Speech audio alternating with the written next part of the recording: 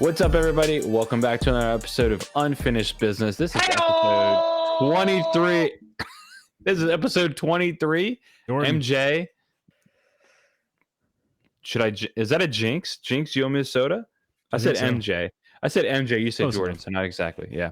So what's up, guys? I'm Tyler here with Matt, Corey, and Taylor, aka Jamie. And yeah, we are going to come at you with not a recap, but just a bunch of questions that we're going to ask regarding kind of a couple things that happen. And then we'll kind of get into a preview a little bit of Music City Open and take some picks. We'll give you an update on some picks about from last week and how the point totals or where the point totals are now. Matt, spoiler alert, here it comes.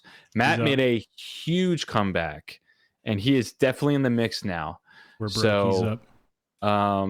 Yeah, so super exciting that we are getting into our first major in a couple weeks, and we should be pretty close on points.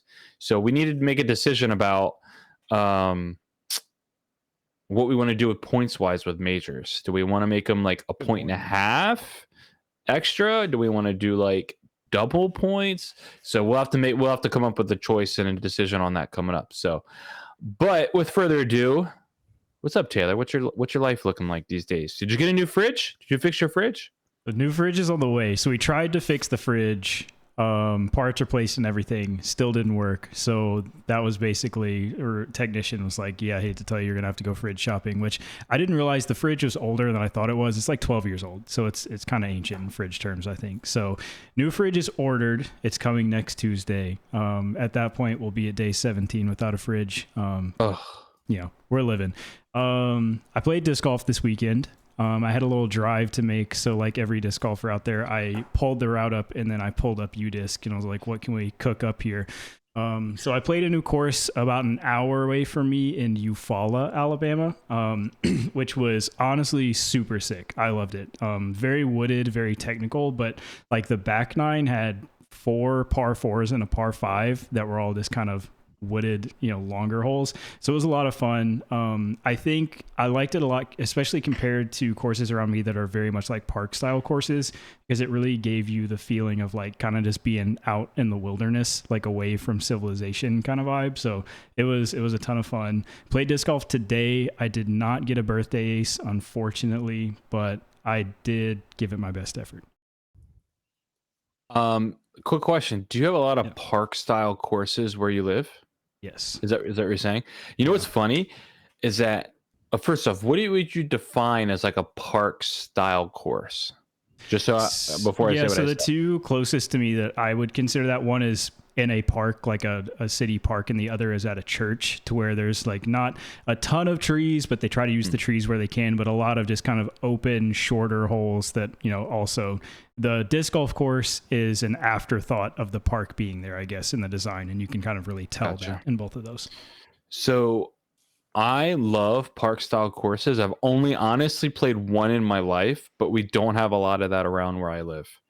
Which is really fascinating. I was coming through Baltimore for work, and I was trying to look at like, hey, where's there like a quick disc golf course I can play at? And I played at one, and I'm like, dude, park style is sick.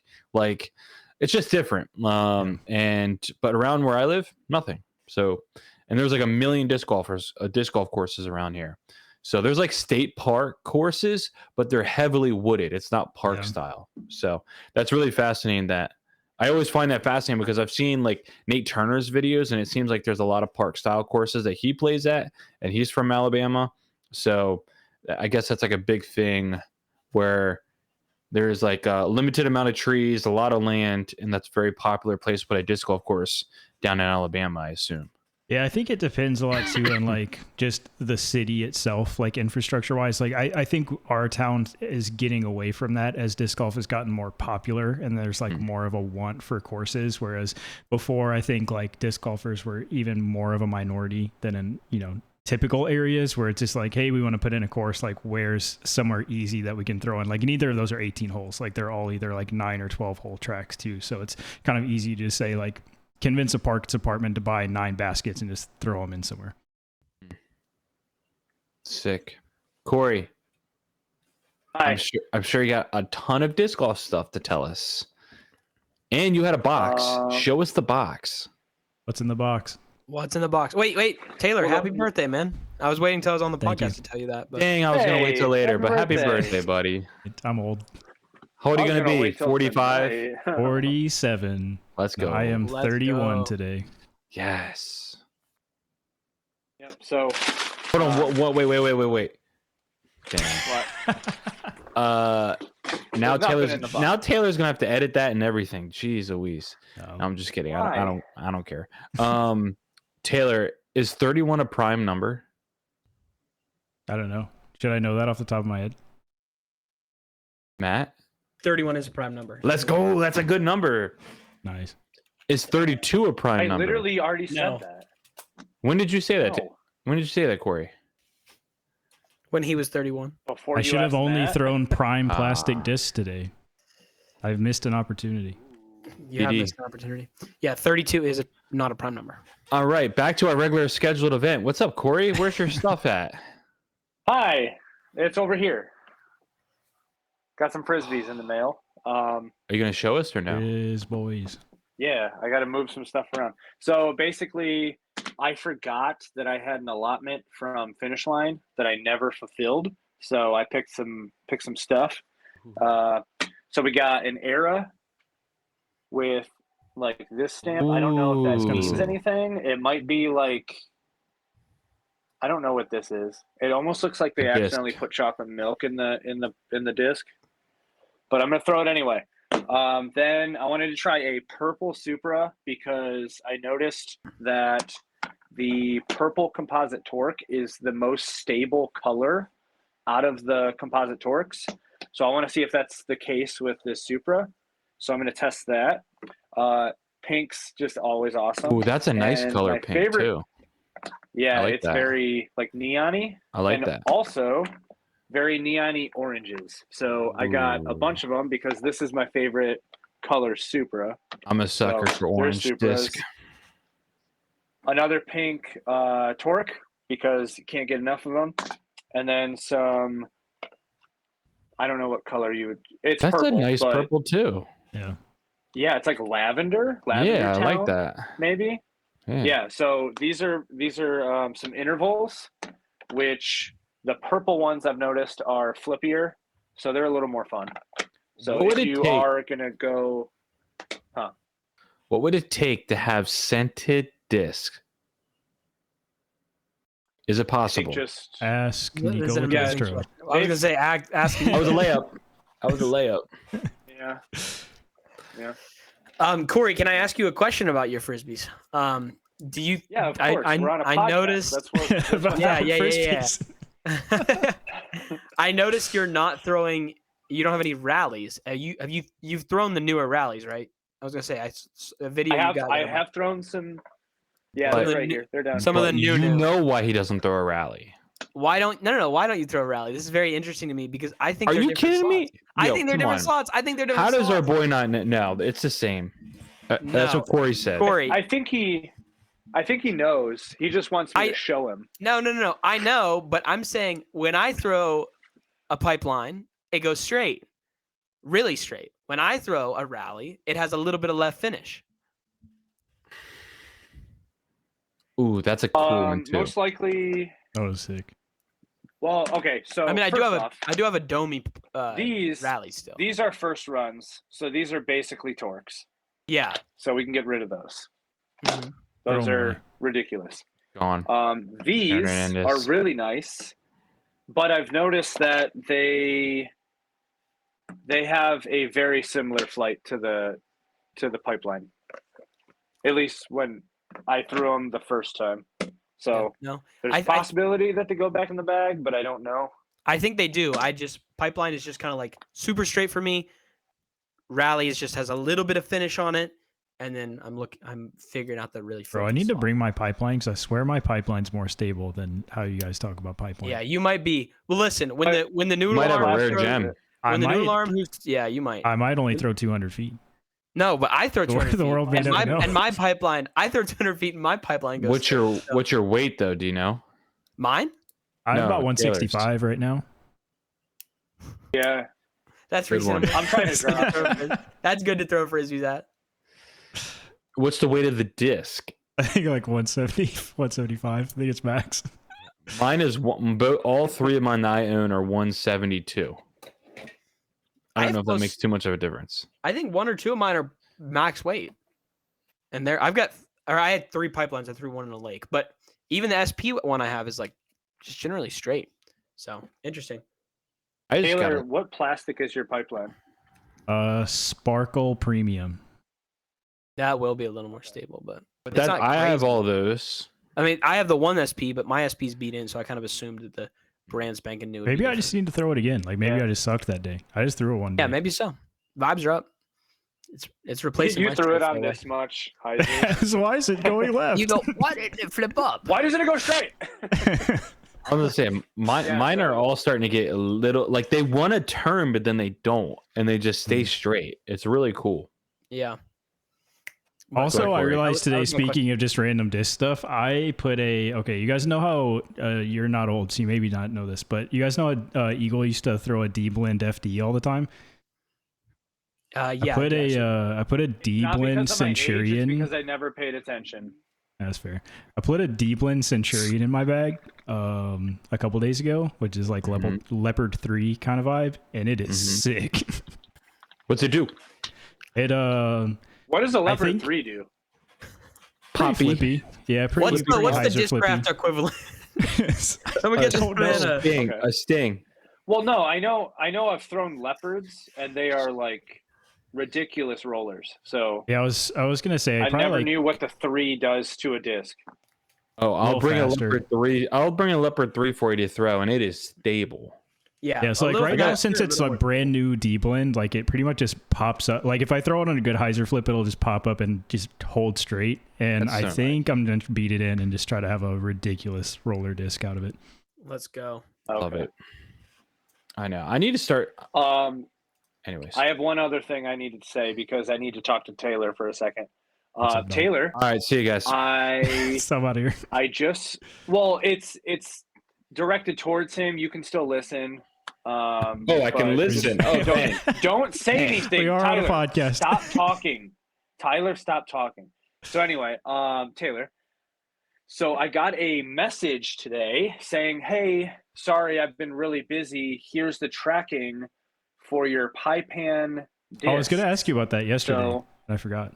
yeah, he just reached out to me today. I guess it's been super busy down there. So I don't know what he sent me. I did ask, what is the disc that you throw? I throw the grunt. The grunt. So A I lot. think he asked if I wanted anything specific, and I said I knew I wanted the satin cherry plastic putter, and I think I said a grunt to try.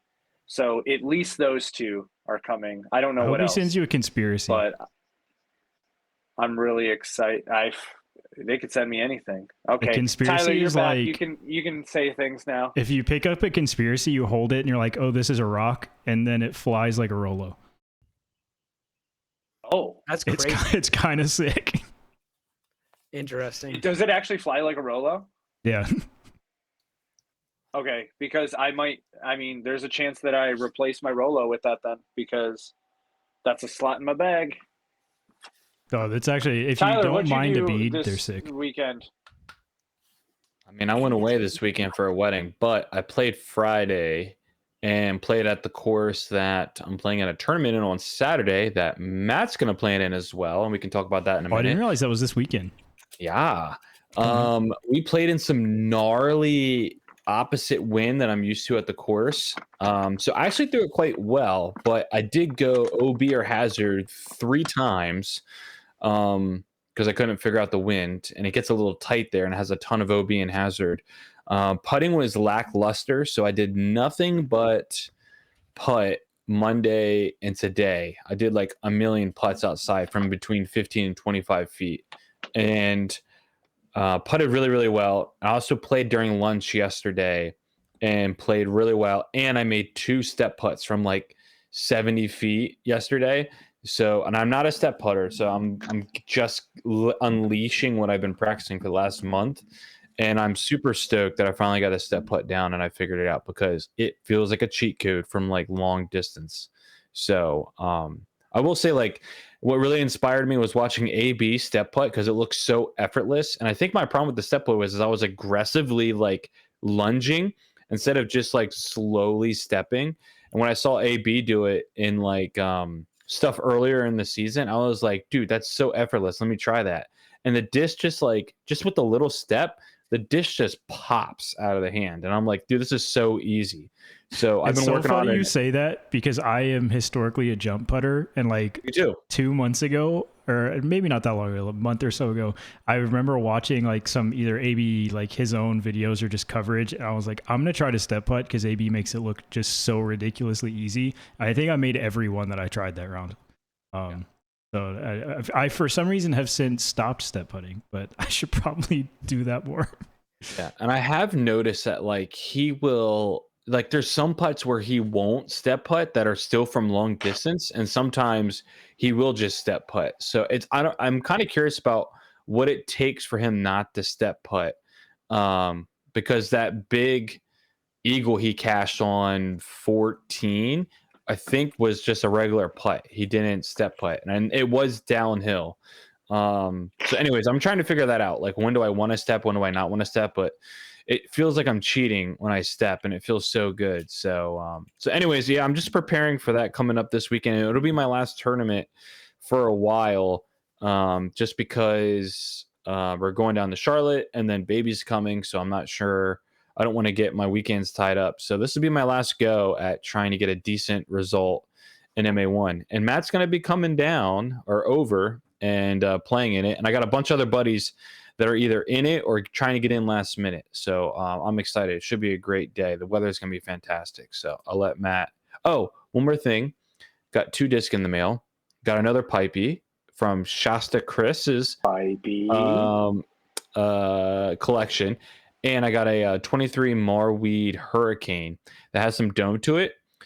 Thing is honestly identical to like a Ricky Destroyer. So I'm super stoked because right now I bagged the Ricky Destroyer, which is like very overstable destroyer. So it's nice into a headwind. It won't really flip, but it'll like go flat in a headwind. And so I'm just happy I got a backup, or it'll be like, or it'll take over the Ricky Destroyer. Not sure. So, anyways, that's it. Does Matt, that what you sound got? weird to anybody else, or But Ricky Destroyer? Why? I think it's been so long that it might sound a little weird. I feel like Ricky's sounds tenure really with weird. Innova was like in an alternate dimension sometimes. Like, Yeah. it's just so strange. But it's such a good looking disc, so I had to bag it. And then when I started throwing it, I'm like, dude, this thing it absolutely bombs, but it is overstable. So it does, once it loses speed, it wants to dump, which is really nice. It's consistent. No. But Matt, what's going on? Oh, yeah. So I played a tournament this weekend. I have a lot of funny things from it, but I'll keep them short and sweet. So I'm super set for this tournament. I'm like, it's not super long for the par. For Tyler's note, it's like 105 feet per par. So not super long, really wooded. And like shooting even would be amazing. Shooting even one MA2. My buddy won MA2 with even both rounds. I am getting ready because the only thing is it's a little bit of a hike. I get sick. I stop getting ready. I mess up my sleep schedule because I'm sick. And then the night before the tournament, I sleep from 3 a.m. until 5:30 a.m. and then I get up and leave for the tournament. Let's go. And I drive Solid. 2 hours. Jeez. And I get to the tournament and it's 50 mile per hour winds. And it's through the woods. And so I say, it's through the woods. It doesn't matter. And then some random guy says, it's really bad on the back 9, man. I went out and walked it. Like, good luck. And I was like, okay. I get on a card and it's really bad on the back 9 and I cannot throw at all. Or like the first round I throw, like, I can kind of throw, but I'm not hitting lines and I'm not confident in my forehand, which in my game plan, it's like half my game there. Whatever. So I'm pretty like crap. This stinks. I get through the round. Halfway through the round, I suddenly can putt again. Saves my butt quite a few strokes. But I still shoot literally 20 over par. I walk over to my buddy with all these people I know. He's in MA2. He just won MA3, so he's in MA2 now. He shot also the exact same round, plus 20 over. And his friends are sitting around him, and he's so depressed. And he goes, and there you go. You want to know what else? He got more bogeys than you did. And I was like, if you're sitting there to this guy who's depressed and comparing the rounds from an MA3 player who's played 2 events and an MA2 player who's won an event, and you mentioned, hey, you know, Matthew had less bogeys than you, you're wrong for that. Every part of that is wrong. And then I play the razz second. him up. Razz him up, I guess. I play the second round. I cannot throw at all. I suddenly get super tired, and I'm like, wait, 2.5 hours of sleep didn't work. But I can putt. I make some ridiculously long putts. On the back nine with the wind, I throw a brand new Scepter that I just recently bought. So just a Firebird. Sick too. Shout A out. really stable Firebird. Does not matter. The wind just knocks it around through the woods everywhere I go. So I get the exact same score. I finished terribly. My hips hurt awfully. And then I come home and I've just like pulled something in my hand or my hip flexor. And so like lifting my left leg is like terrible right now. But I'll be fine before the tournament. Don't you worry. So Matt texts us and goes, yeah. So Matt was on the waiting list for this tournament until like late last week. Yeah. And so I was like, all right, cool. Matt's in this tournament. Him and I started texting about the course and what to expect and stuff like that. And then today he's like, oh yeah, I hurt myself and I don't know what's going to happen. I'm like, cool. So after all this waiting, now Matt's starting to put out excuses immediately about why he might not show up or not play well. I'm showing up. I've already paid. I can't get my money back. I dodged court duty for this. But I a lot of adversity going into this tournament. A lot of adversity. Really. And you're supposed to be playing other courses before this. Like, shoo. Yeah, I'm like chopping like half those courses, I think, to play. But I do think I can throw one step backhand really easily right now. And I'm still like, it feels better today. I didn't even try today. And I can throw forehand. And so I'm chilling. But I did make some crazy putts where I literally just like swung it out and the wind just blew it into the basket. Like I put this putt in the air, 10 feet short of the basket. The wind blew it forward and then dropped it in. And everyone's just looking at me like, what? How did you just do this? And I was like, and then the second round I did it too. I threw like a spinny. I was like, dude, it was a really easy par 4 that I had to birdie. I was like, if you throw a wraith on forehand at like half power, you will birdie this hole. Just do this. And I don't birdie it. And I have like a 25-footer, 30-footer for par. And I don't have a line of the basket. And I throw it a really spinny hyzer putt below the basket for a layup. The wind blows it into the basket. And they're like, great putt, man. I was like, dude, not intentional. Yeah, I'm done with windy like tournament rounds. Dude, I will say though, my putter just halfway through round 1, I just started making everything, and then all through round 2, I think I missed one C1 putt. So that was good, but terrible round. But I'm excited to play with Tyler this weekend. I'm leaving on Thursday morning, so I'm playing. I may play a tournament. May play a course on Thursday. May play Iron Hill on Thursday, and then play with Tyler on Friday, and then. Dude, if you're gonna play Iron Hill on Thursday before you play, God bless. Iron Hill's a hike. No. Thursday, and then we play Friday. Iron Hill's a hike. Just saying. Okay. All right. Right now it's supposed to be partly sunny, 65, 3 to 12 mile an hour winds right now for Saturday, but it does get windier along the day. Peak wind will be at 4 o'clock, 12 mile an hour, 30 mile an hour gusts. So we'll see. Last thing I have to say, I totally forgot this is the funniest part. And then I'm done. My second round, the card behind me, 2 guys don't like each other. I don't realize it. Hole 1 of the tournament. One guy is instructing this kid who's never played a tournament. This is his first or second tournament. On like, hey, here's how we do this stuff. This is why this matters. The other guy starts cussing him out and proceeds to cuss him out for 10 minutes. And they cuss each other out back and forth. And I know them and I know the kid. And I'm directly on the hole in front of them. And then they proceed to play 17 more holes over 3.5 hours because of how long this tournament was together. And at one point, I just look over and make eye contact with a guy who got cussed out. And he's just crying. And I'm like I probably should have called a TD. I know the TD's playing an MP40 or 50. I can't even call a TD. Like, I've never heard of that happening ever in my life. Yeah, I've not. Hold on. we'll get to that at the end of the podcast too. Oh yeah. That was not the worst, but yeah. Yeah, we'll definitely get into it, but I've never had that happen in a tournament play ever. It was really bad. Yeah, I was like, Yeah. dang, I should have done something about this. Yeah. Well, let's get into a couple questions that I have for us, which will kind of recap how the weekend went. So first question I'm going to bring up is, well, we'll just say that Kristen won this weekend, and she won by a lot. I think she won by 9. And she hadn't been playing that well the last couple weeks. So I'm just curious, like last year she came over, she won the first 3 events or 2 events. Then she didn't do too well the next couple events, but then the Champions Cup showed up and she had to play that one, and then she won that event, and then she went on a huge tear the rest of the season. So I'm just curious about what you guys are feeling like for Kristen. What is Kristen's win percentage going into a tournament right now? And also, is she back to her form from last year? Taylor, what do you think? Yeah, I think the only reason I would think her win percentage, like going into a tournament, isn't higher than last year is it does seem like the competition has risen a little bit this year.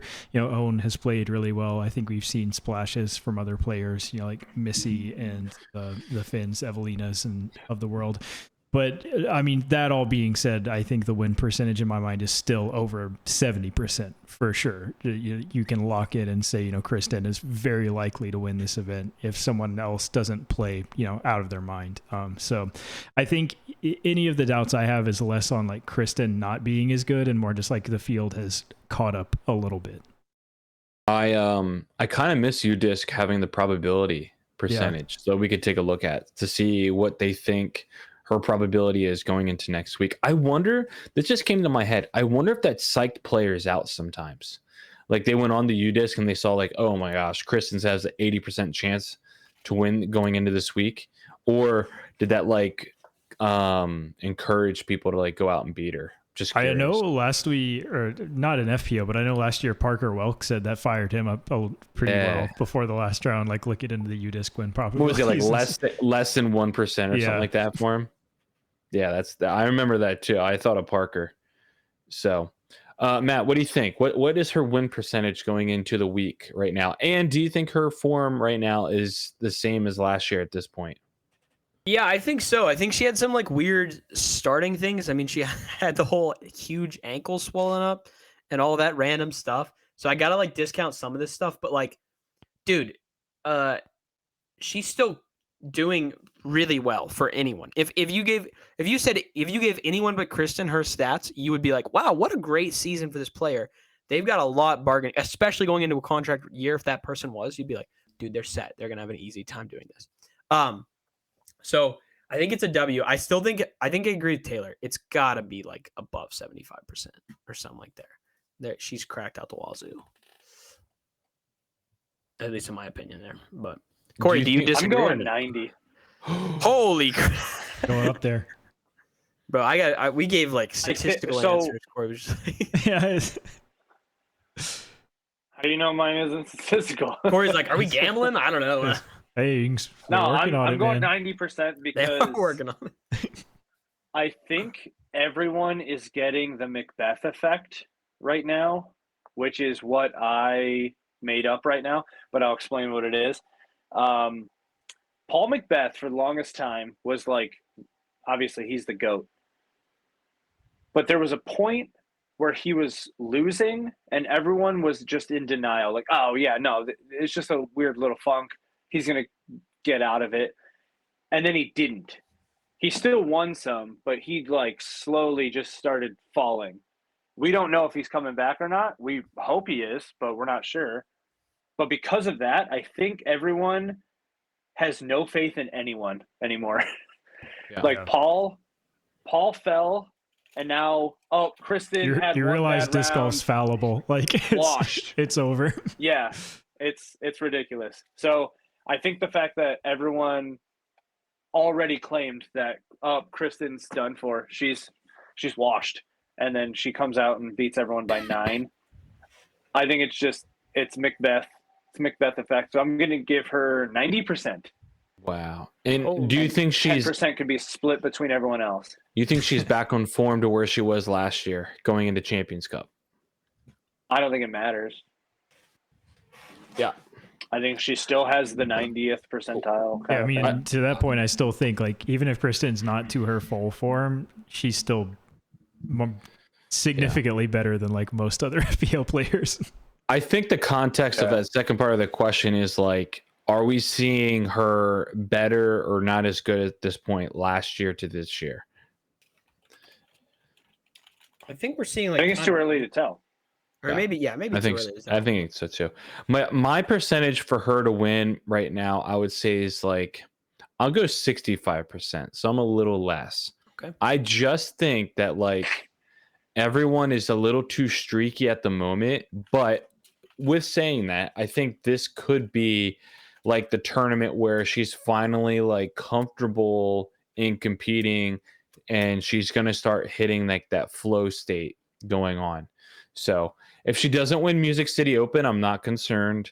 But if she doesn't win Champions Cup, I would start to get concerned, or I'd start saying that we've seen that level of competition that Taylor was talking about finally start to level itself off. But yeah, I would say 65%. I think just because I'm optimistic to see what the rest of the field is doing. But I will say, like, when I saw people's scores like Owen and Missy, who have been playing really well, and they played terrible at Jonesboro, it really made me question, like, what is it about this course that made Kristen play so much better than everyone else? So that's kind of what I was left with thinking about. All right. Next question. AB has won 3 out of 5 events so far this season. Is he the favorite going into the Champions Cup by far? And if no, who is your favorite? Matt, why don't you start? It's really hard not to say AB, but Isaac, I think especially after Isaac's performance this weekend, I think I still have to say Isaac because he's just an incredible Woods player. And like AB can be too, certainly, but like, dude, when Isaac's on the up and up and we're going into Northwoods Black 4 rounds, like it's tough to be on anyone but Isaac's. I mean, AB did great and maybe I'll do it great again, but in my head, gotta go Isaac right now. Wow. I don't know. Does everyone agree with me? Does anyone agree with me? Taylor, do you agree with me? I definitely think AB is not the favorite going into Champions Cup. I will say my reasoning why is that he did not make the cut at Ledgestone last year, so tough. But that being said, I was gonna wonder if somebody brought that up or not. I knew you would. I knew if somebody would, it would be you. That being said, I think there's a genuine argument you could make this year that like you can take all AB stats from any year, not this one, and throw him out the window because he's leveled up his game so much. But I don't think the courses suit him. And I can see him getting off to not a great start and just kind of not recovering. I think my favorite's Ricky. Ricky's kind of just been sneakily hanging around. And Ricky does really well at Ledgestone historically. And when Ricky does well at a course, like he does well at a course, like it's a place that he like consistently podiums is top 5 at least. So I think we'll see him just with consistency pull away a little bit. I also really like Chris Dickerson. I don't like that he just posted that his like hips are degenerating, but I think that he still has a really good shot. He plays really well out here. He's won before at Ledgestone and has won Champions Cup at a different course. Maybe that'll give him good vibes. I don't know. I think Isaac's a really good pick too, but any of those guys. But I'm not putting any money on AB right now for this weekend or for Champions Cup. Now, I'm just taking a look. Do we know like what the format is for each round for playing at which course? Does any guys know off the top of your head? It's literally going to be the same course all 4 days. Yes, sir. Wow. Would you like to recount your statement here, brother? Would you like to recount? I haven't said a statement yet. All right, he's not on the record yet. Say your statement, and now it's totally different than what you were about to say. Your statement. Okay. Speak, Tyler. Speak. Okay. I think I'm going to contradict myself, but I have to. I don't know. This is how I feel. I think AB is the favorite going into Champions Cup. I think clearly. I think he doesn't do well at Northwoods Black, and he struggles on tightness. But every time I've doubted him this year, he plays so well, and his putt is so good. And especially when it comes down to clutch moments, he's made every clutch moment. With saying that, I would say like who I think is going to win. I said it was going to be Colbert Allen, so I think he's still going to be up there, even though he hasn't had that good of a year. But to the same extent, Isaac was not having that good of a year until he stepped up to Champions Cup last year. I'll pull up here in a second to see what he did beforehand, but I did look, and he wasn't playing that well going into Champions Cup last year. My other guy I would say that you look out for is got to be Gannon Burr. I think his flex lines are going to be really good, but he's got an issue with trying to throw 80-mile-an-hour putts. So if he figures the 80-mile-an-hour putts out, then I think he'll be okay. But if I had to make like a safe pick, I would say Gannon. If I had to make a real pick, I'd probably say AB is probably the favorite. But I have gone on record by saying Cole is going to win Champions Cup. That was my early season hot take and my early season winner for Champions Cup. So I have to also keep that in mind. So Corey, what do you think? I think I originally said Chris. You did. Yeah. Okay, so he's gonna win. All right, moving on. No, I think he's got a really good chance. I want to say Goose because obviously I'm just rooting for this guy.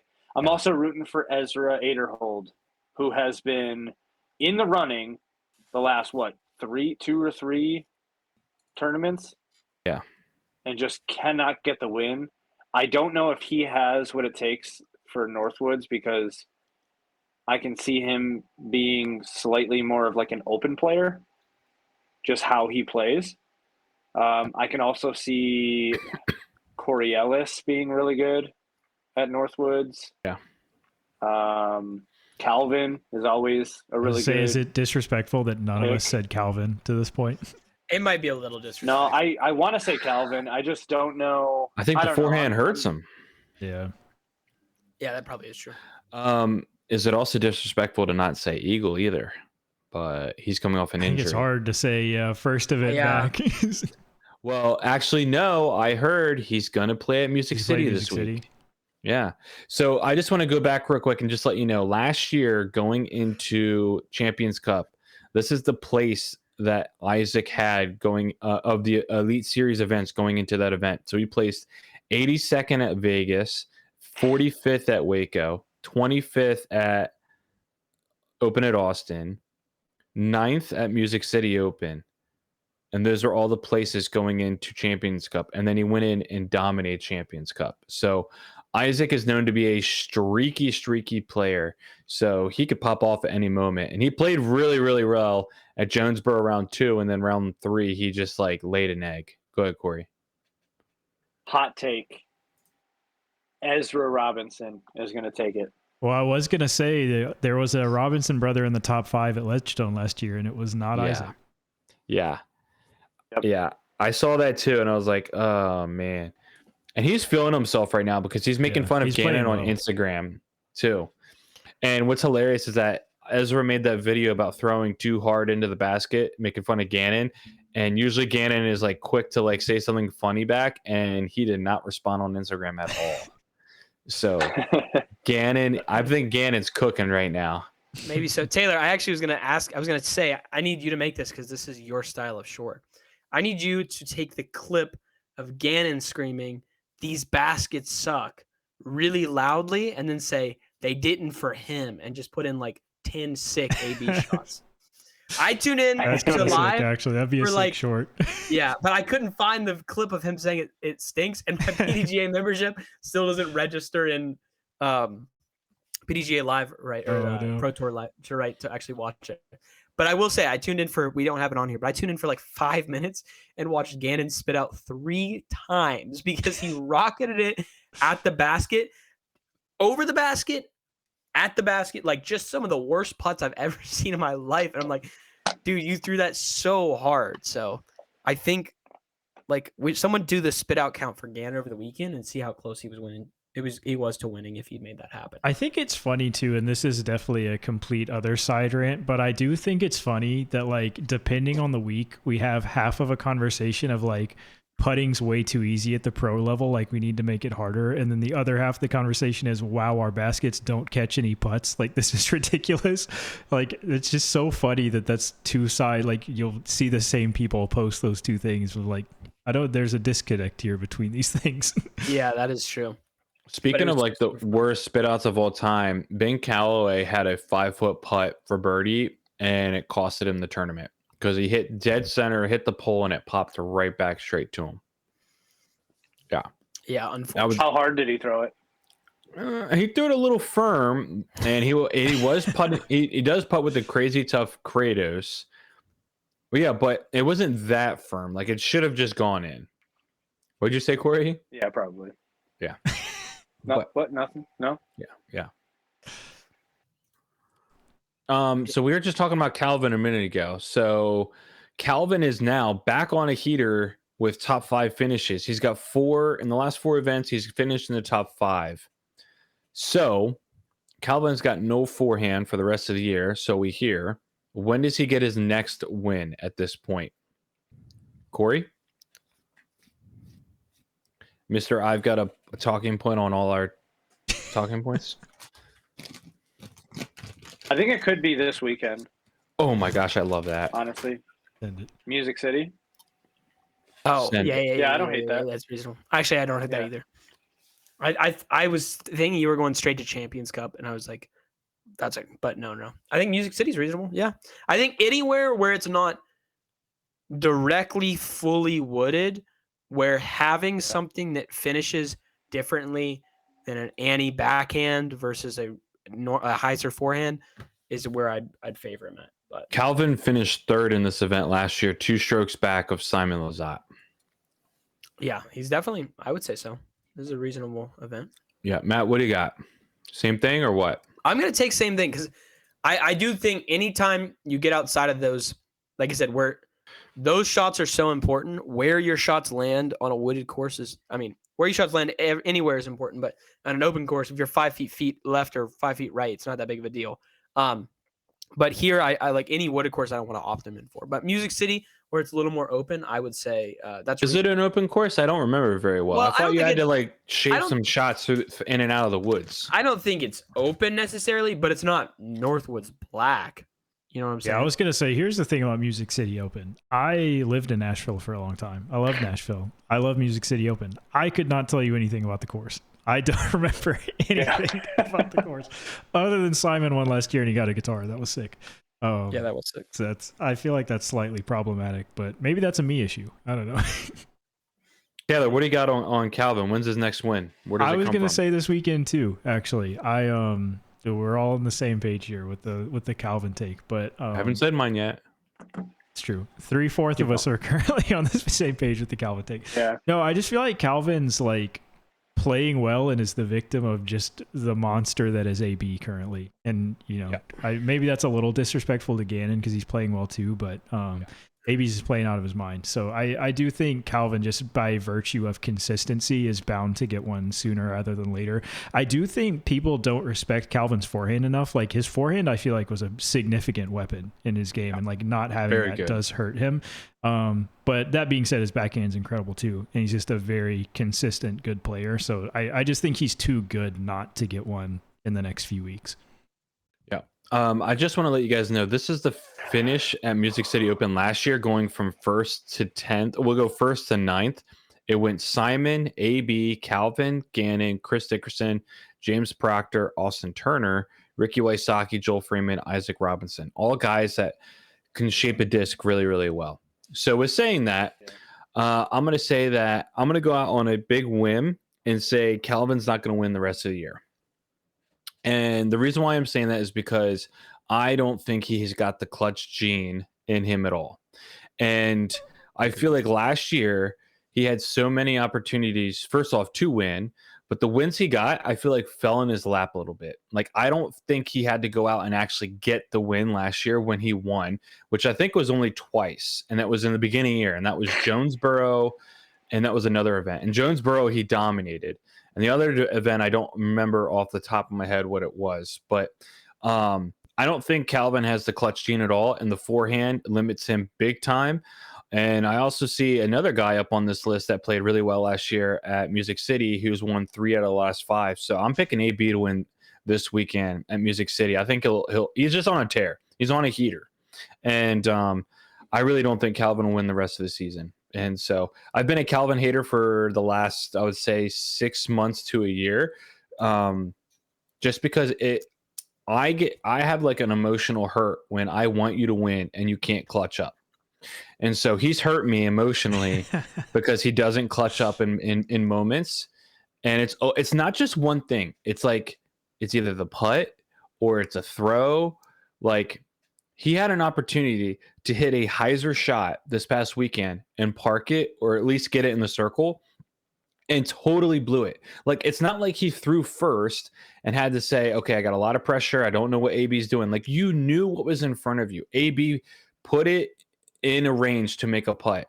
And so you had everything in front of you and he blew it. And that just like bothers me, to where he's very, very good, but he can't go out and get it for himself. So yeah, it's an interesting point. Like, I think it's hard to like pinpoint Calvin's issue, I think, in my mind, because I almost said, well, like, Calvin maybe he just does well when he has built a lead and just holds on. He's not good at like clawing his way back. But then, like, I think about Ledgestone last year, where he's acing and like throwing in eagles all over the place trying to catch Cole. So I don't know. I feel like he goes flat at really inopportune times. Like, you think about it, he has the lead at European Open. Calvin's going to win his first major, comes out in the first, like front 9 and just plays like just terrible. So I don't know. And you're definitely right in saying like it's not consistent. Like, it's not always the putt. It's not always like he throws going OB. It's weird. He just kind of crumbles at the worst times. yeah, last year he won the very first event at Vegas and he won by 2, and he had a layup to win by 2. He beat Ezra Aderhold by 2. And then he did the same thing at Jonesboro last year. He won by 3, and he kind of had a layup at the end as well over Ben Callaway, I remember. So he's played well at Jonesboro. There's 2 shots I think of when I think of Calvin the last 2 years. One, the shot against Paul, where he won in a playoff, but then Paul had like that mishap on the tee pad where he threw a bad shot because his foot sunk. So yes, Calvin threw a really good shot because he parked it and then won at Jonesboro and got the win in a playoff, which is clutch, you could say. The other shot that you were talking about, Taylor, where his forehand isn't like recognized enough, he had that forehand shot at D-Glow. I think it's on the back 9 where you got to throw it low, and it's like very long. As soon as you hit the corner, it's like 500 something feet, and he absolutely threw a dart on a forehand shot on that hole. And anyways, I just wanted to bring that shot up where you're saying about his forehand. I think his forehand is like totally underrated. So hopefully he gets elbow, will be fine. He can get that shot back.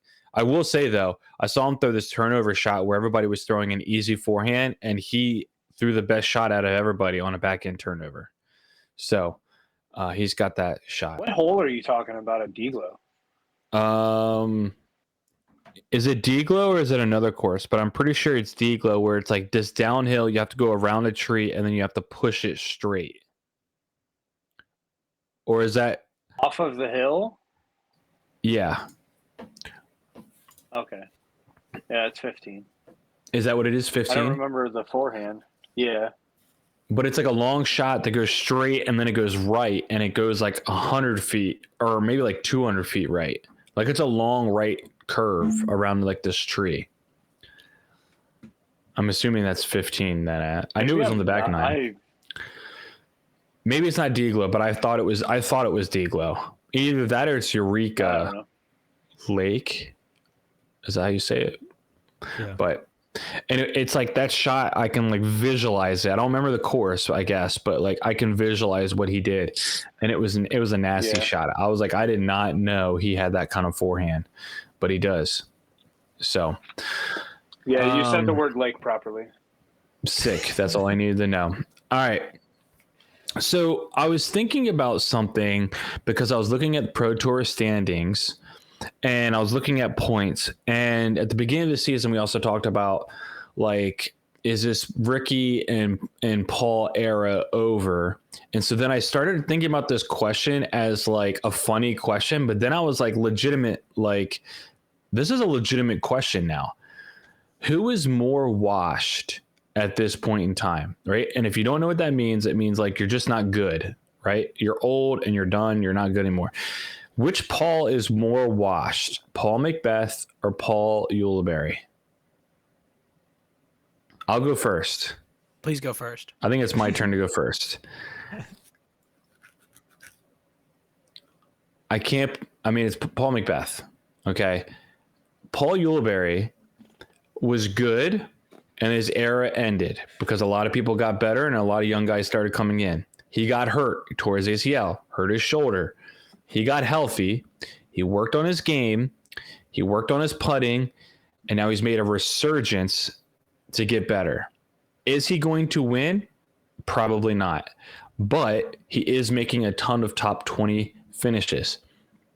Paul Macbeth is nowhere to be seen in these tournaments. Like, he's not on coverage and he's gone.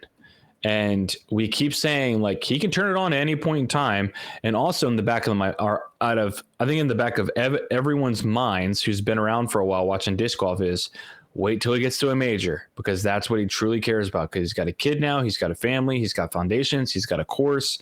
So maybe when we get through Champions Cup, we'll see a different Paul. But right now, for me, if you had asked me who is more washed, I'm going Paul Macbeth. Matt, you're shaking your head. What do you think? How many years does he have left on his contract? He signed in 2018. Forever. For 10 So years. he's got 4 more years. 2018 to 2028. So I guess 4 or 5 more years. I don't know how that works. Corey, why don't you go next? Because I'm passionate about this. I'll go last. Well, I'm not passionate at all. So That's the whole point. That's why I asked. I'll say Macbeth, most likely because Tyler said it. And honestly, I don't want to repeat what he just said because that's kind of how I feel. Plus, are you talking wash just in the sense of like skill, like tournament-based skill? Because Yuli is half of Jomez, so he's never going away. Even if he doesn't compete well, we're still going to see him every single week.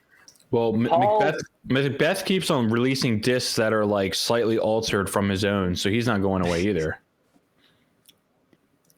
He's gonna be like, yo, let's put a bead on, whatever disc, and we'll make it a new disc. So he's never going away either. But I don't know. It's for your what happens. It's for your interpretation. It's for your interpretation about how you want to answer the question. That's all. So pass. Yep, samesies. Cool. Taylor, what about you? Just a quick double check. As long as Ulti World is correct, the 10 years in 2021. So he's got through 2031 with this craft. Oh wow, he re-signed a big one then, huh? Holy shoot. I think I'm going to say Yuli, with the reasoning that obviously Yuli is playing much better right now. You cannot argue that point. I have hope for Paul. I don't have hope for the future of like Yuli playing well. Like, obviously Yuli is a legend. He's half of Jomez. He'll be around forever. He's playing well right now. Super sick. Unexpected. Whereas like, I still, like you said, Tyler, I have much more hope that Paul will come back, or like belief that Paul can come back, where like, I mean, I hate to say it, Yuli's getting up there, has had a lot of injuries. Paul's obviously dealing with an injury, but I think this is just like a kind of last ride out for Yuli. Whereas, I think Paul, in my mind, and this could be completely different at the end of this year and the next year, but Paul has the ability to be a legitimate major contender for more years to come. So Paul, I just looked it up. Paul Ulibarri has 2 top 20s out of 5 Elite Series events, and he has a top 5 and an A tier event, and that was the Memorial. He got 4th in that event. So by that record, he's playing pretty well, and it seemed like he was trending. And then by his most recent event, he got 35th, but he struggles at Jonesboro traditionally because he's got no length to him anymore. So, all right, Matt, what do you got? Let's hear it. Yeah, no, I'm absolutely going to say Paul McBeth. Here's what I will say about Paul. So if you just watch the video that AB put out like a week or two ago, Paul's in the video. He's in the whole video. AB shoots like 4 down over 12 holes or something. Paul shoots like 4 over. But Paul's not throwing this. I'm giving him some credit first.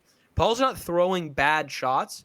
They're just off by 2 feet here. They land 2 feet left. They land 2 feet right. Like he throws a shot off the tee. And you're like, dang, that's great. And you're like, oh, it's just a little off. So like, I have to give credit. I think if he could make this adjustment, he's chilling. But literally, his putts that were that way, his upshots were that way, and his drives off the tee were that way. Where it was like just enough that it was bad. And he was like, oh, I got to throw in from 70 feet to even begin to like compete with these guys. But Yuli is trending so high up right now. He is the number 1 C1 putter on tour right now, is he not? Over the weekend, he had the most putts, the most distance putts of anyone. He had over 1,000 feet of made putts all over Jonesboro. Compared to Paul McBeth's 500 feet. So he literally doubled Paul McBeth. Wait, Paul McBeth played this weekend? Paul McBeth played and made 57th place. In fact, didn't even know that. Paul McBeth played and Yuli beat him in every stat on the field, including distance of putts. And he's older. But I like in my head, if you get the right tournament where putting is important, the only thing Yuli doesn't really have going for him with putts is his C2 putts are not amazing. But they're working on it. But like, if you got into a tournament where putting's important and you have to like place shots really well, Yuli could pop off anytime. He could have one Yuli's great winning round. worlds. I believe that for 4 years, and I'll believe it for 4 more. Who said that last year? Was that you, Yuli Matt? should have won the Yes, Barsby Worlds. absolutely. I'm taking it to my grave. Absolutely. But he's beating Paul in literally every stat that exists. Look, just put up the graph right now for Paul McBeth. It's so over, but right around the corner, we're so back. It'll be okay. I don't know. I like I said, I will say in AB's latest video, like all of Paul McBeth's shots were like a foot off, but it was the difference between it was only the foot that would take him from shooting under par to significantly over par every single time. So I'm trying to pull up McBeth's stats right now because I got to see when it went wrong. Oh, I can give you – I've got him right here. His fairway was only 68%, and that's not His fairway good. was 68%. His scramble rate was bad. His parked percent was 8%. This is the biggest one for me. He was only 58% in Circle 2 in regulation. Yeah. That's really bad because he usually would get like 75%. Mm-hmm. I mean, that's where he should be when he's playing his best. Also, Circle 2 is only... Dude. Circle 2 is 25%. This is the biggest one in my opinion. 78% from C1X. Yeah, that's bad too. He missed 5 putts in Circle 1, which he doesn't do. When I think of Paul McBeth, I think of the guy who like putts from like 80 feet and goes in every time. Tee to green, he was minus 0.35. Yeah, bro's cooked. But like I said, it's off by little amounts every time. Like everything I'm seeing, of course. Hey, it's hard to come across coverage of Paul McBeth playing because Lil Bro's never quite up there. 7 OBs too. It's really sad. Over the weekend. Say that again. 7 OBs for Paul. I saw that too. Down there. It's tough. It's tough to see.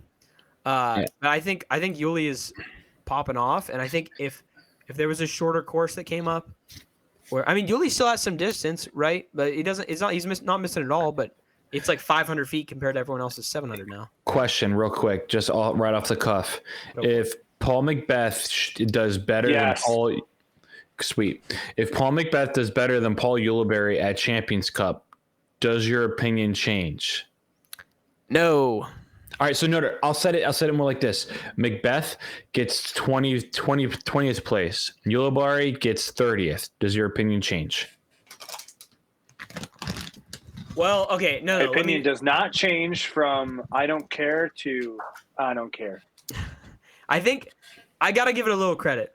My biggest issue I'm saying right now is Paul Macbeth is off by a couple feet. If he is a 20th place at Northwoods Black, that means he's not off by a couple feet, right? So the biggest issue I see in his game is now gone. Or what happens if he maybe shows up and starts hitting every gap and starts popping off? Could be, but the belief is back. the belief is We're back. so but back. what I want to happens if believe. Yuli does the exact same thing. I mean, yeah, I think Yuli actually has a chance to play well there. Yeah, absolutely. Yeah, same. So it can happen. And plus, he's a good putter. I mean, you have to be putting well down the stretch. So Yeah. I think I would be ecstatic if Ulibarri won Champions Cup to get your first win, other than that in 2011, and you get it in a major. And it's at Northwoods Black. Yeah, Dude, over 4 rounds would be insane. I have to go back to see how well he did there. All right, I so would pee my pants. let's move on here. All right, next question. All right, what makes Jonesboro the best open course on tour? And if you don't agree with me, explain which course is better and why. Who's got an opinion on this one? Let me hear it. Taylor? All right, I'm typing in the chat. Oh, Corey, go sorry. ahead. I see that. Sorry. Go ahead, Corey. I have a question. Love it. Okay. Let's hear it. Do you consider D-Glow an open course? Yes. Yeah, I kind of do too. Because, well, then I think D-Glow is the best open course. All right, let's hear it. Why? I think D-Glow is the No, best. we know open- that. Oh, you want an Why? explanation? Oh, okay. I just think the amount of cool shots mixed with difficult shots makes it just a better course. I don't know. And plus the fact that it's set up for spectators as well, like everywhere. The only place you can't go as a spectator, which really bums me out because I want to sit there and just watch everyone play hole 5, which is that, like, it used to be the red carpet. It's just that, like, straight par 3. I would love to sit behind the basket. You're not allowed to in the tournament because right behind the basket is like a swamp. Yeah. So you can't really go back there. Besides for that, you can go literally anywhere for D-Glow. Even the VIP roped off areas, because they don't really care. Nice. Yeah. Okay. What we got here? Who wants to go? That's my answer. I feel like the only other open courses I like more are less because of the courses and more just because of the events that happen there. Like, if we count USDGC as an open course, like, I feel like that's my default answer just because it's USDGC, right? And the other one I was thinking of is it Fox Run or Rooster Ridge? That's the Fox open Run. one. Yeah, Fox that Run. one as well. I really like. Again, Worlds was there. GMC is always a really good event. So I really do like the Jonesboro course. I feel like what holds it back, in my opinion, is that it's Jonesboro and not a more prestigious event. Yeah. I'll talk about Fox Run here in a minute. Matt, what do you got? What do you think? I think I like Jonesboro. I think I like it because it is open, but you do have to throw some specific lines. Like, it's not, there's just enough trees that you don't have 4 options off every single tee. You've got to, place stuff and move it at specific spots. So I think landing zones are a little more important there because of that. And so I like it. Real quick, too, Yeah. I was listening to another podcast that's not ours that was interviewing the TD of Jonesboro, and they have almost ready a championship level wooded course on the same property, and they're hoping to move to a 4-day Whoa. 2-course tournament soon. That's sick. That is actually sick. Okay. So I made the question. So I think Jonesboro is the best open course on tour. What I love about it is that it looks wide open. So you think these guys who throw really long can just rip it up. but those guys tend to struggle sometimes. And so you can get distance off the tee, or you can hit something because you have to hit a tight window off the tee sometimes. And then you can throw a long shot. But what I love watching is that you have to hit a certain shot like when you approach the green. And so I think that's what I love most, because when I think about golf, I think about strategically playing a shot where you're placing it in a position for you to make a putt. And so I like seeing the low ceilings. I like seeing how you have to shape shots on turnovers. And so I think Jonesboro does the best job of showing those shots. Like, I don't think, like in Jonesboro, you can't just throw into a clump of trees and maybe get lucky. Like, you actually have to shape shots in certain directions. And so I really like seeing guys like there's one hole, it's uphill 380, and everyone was struggling to get to the basket because you have to hit a low ceiling, it's uphill. And so they were really struggling. So to me, I think Jonesboro is the best because you have to be able to shape certain shots, certain heights in different directions. So I do like D-Glow. It's one of my favorite tournaments to watch, not going to lie. But it doesn't seem like you have to shape it as much as you do at Jonesboro. So that's my only thing about D-Glow compared to Jonesboro. But I love D-Glow, though. That's got to be my number 2 on my list. But I think I've grown to respect Jonesboro more and more every year since I've watched. Because when I originally watched it, I'm like, oh, these guys are just throwing bombs. And if you throw far, you're going to win the tournament. Because we see all these guys at the top of the list who throw really far. But there are also guys that can shape disc really, really well as well. Which is why Calvin's played well there, because he hits low ceilings extremely well. So, anyways, any other opinions on that? I think we covered that pretty well. No. I think I like it too. Okay, I've got 2 more things. One, really quick intermission, story time. Like and subscribe. So, like and subscribe. Matt wanted to bring up, he had a good question about, like, if you had a really bad, essentially what his question was, oh gosh, I got to scroll up a little bit. Sorry, I wasn't prepared. Worst card mates you've ever had in a tournament and best card mates you've ever had in a tournament. But I thought it'd be better to make it more vague. And so my question to you guys is, what is your worst experience in disc golf on the course? And I'm thinking about, for me, I put card mates, or it could be anything involving people or your experience at all. So Matt, why don't you go first, since this was your question? What is your worst experience in disc golf? Yeah, so I mentioned it because I had a card this weekend. They were not a bad card by any means. It weren't the people that were screaming and yelling at each other in the back and the guy was crying? That was technically the card before me. It wasn't the card I was on. So round 1, I just had legitimately the best card of my entire life. It was the nicest card ever. We all were like, we got each other's numbers. We're like, please, if you're in the area, shoot us a text. Like, nicest card ever. My second round card, here's what I got. Let me give you the rundown. Guy, older gentleman, really nice. He twisted his ankle at the end of round 1. He gets up to the first tee. He throws off the first tee, turns to me and says, ooh, I should have taken some Tylenol. He's walking as slow as possible. Nice guy. He's actually not throwing bad shots either. Then we've got a guy who is, I had round 1. He's misreleasing everything left. And it's like, you misrelease, you hit a tree, and you drop down a valley. Where he's like, he re-teed just multiple times because there's literally good luck. Classic. And then the funniest one is, I have a kid who is probably 16, 17, is only throwing like Discraft 4 and 5 claw discs, and is throwing a distance driver off every tee, but he has distance. Okay, so this is. You played with Corey last weekend? Huh? Yes.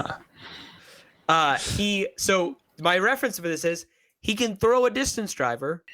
No hole requires a distance driver. Here's when I can tell it can be bad. His second upshot on a par 4, he has about 170 feet to the pin because it's a short technical par 4. He throws a disc that flips up, turns, and drops off a mountain. We look for 5 minutes. We look longer than we should have. We give up. He says, oh, man, I can't believe I just lost that Tour Series Thrasher. He's 170 feet to the basket. He threw a Thrasher, which I believe is a 13 speed. If I'm 12 incorrect, speed. 12 speed. My bad. So it But it's a flips up. flippy. It's a flippy 12 It's speed. so flippy, and it flips all the way over and is gone. We look for his disc off every hole because he's throwing it too far. It's hitting a tree, and it's rocketing literally like a mile. And we look all day. So none of these card mates are bad, but I'm in the middle of a tournament, so I don't want to give this kid a suggestion of like, hey, bro, I see that Luna you throw in there. I just watched you throw that Luna the same distance on an upshot that you're about to off the tee. Why don't you throw that Luna? I don't want to be that guy who says this in tournament, but of 18 holes, 14 or 15 of them, we looked for his disc. Nice. Where it hit, he was throwing the brand new Wraith he just got that day, all sorts of stuff, and it was just bouncing everything. So not a bad card, like nice people, but just the worst card of all time to play it. That's my reference point. What about you guys? That's pretty mild in my opinion, but that's not bad. Corey, Yeah, do you have a bad disc golf thing? Worst disc golf experience? I don't really. It can be anything. I don't know if you want to consider this the worst disc golf experience, but I do have a story about a disc golf experience. But when I look back at it, it's not bad. It was unfortunate at the time. So there was a hole at one of the local courses where you're throwing up over a hill, and then once you get over the hill, there is a pond on the left, and then there's like a large tree at the very corner of the pond. So basically you want to make it around the tree, and then the basket is in this little like cove where the pond is. I threw a raptor. It was my lucky raptor, my favorite raptor. It was like the most beat into perfection raptor. Oh, I no. can't say this enough. The best And raptor to ever raptor. It was the greatest. I could pull it out. It's amazing. Please don't. It was my favorite raptor. Keep it away. And not even, I tried flexing it. And have you ever thought you flexed something and you just put it on the most hyzer you've ever thrown? That's what happened. When there's water on the left, baby, every time. It was very dumb of me. I forgot to mention that it was the middle of winter, so it was a frozen pond. So then I run up over the hill and I look, and it is just probably a good 100 feet slid on this ice. There's nowhere around that I can find, like, basically I have to go in this pond to get this. And I was going to get this.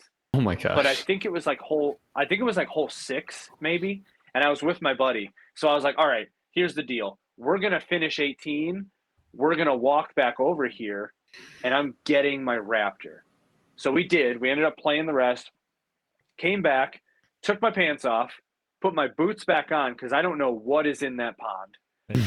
And I just start just stomping and crushing through. I created a path that I could walk to the raptor. It was like almost waist deep. So I was like barely holding on. I got my raptor, and then while I was coming back, I think I found like 2 other discs.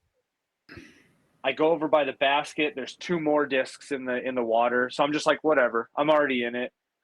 I ended up grabbing, I think the raptor was the only one I kept. My buddy took the rest, and I think only one of them had a phone number on it. But then I go back this year. There's literally no pond. There's no pond. Is she gone? I walked to the tee pad. I explained to one of my friends I was playing with. Oh, it was Kevin. I explained to Shout out Kevin. I'm like, Shout out Kevin.